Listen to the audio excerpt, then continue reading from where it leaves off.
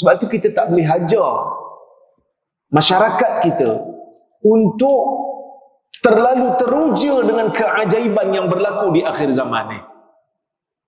Kita tak digalakkan untuk ajar nak ukur benda-benda yang benar ataupun tidak berdasarkan keajaiban. Tak boleh. Tak digalakkan. Dia tu betul itu. Pasal apa? Tengoklah. Kan? Boleh jalan atas air. Kan? Minyak habis. Nak pergi kuliah. Minyak habis. Isi dengan air spritzer. Boleh jalan kereta tu. Kalau zaman kenabian, mukjizat diterima sebagai bukti kebenaran. Tapi di zaman ini, nak membuktikan kebenaran, mesti bawa mari hujah. Kita ada masalah.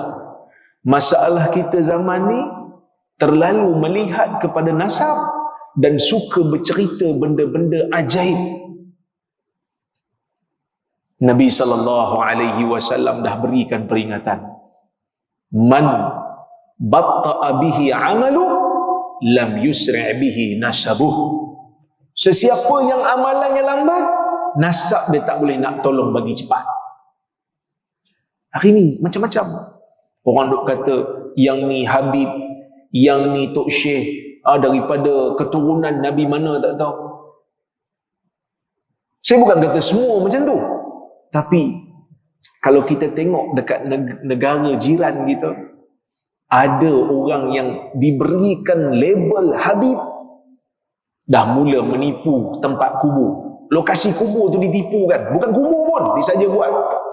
Nak suruh orang datang. Kan? Ada Habib-Habib yang diberikan dengan air dan celup tangan, celup tangan, celup tangan, celup tangan. Lepas tu dibayar. Ini diceritakan kepada saya oleh beberapa orang kenalan saya yang datang daripada negara jiran kita. Jadi ini benda-benda yang kita kena hati-hati.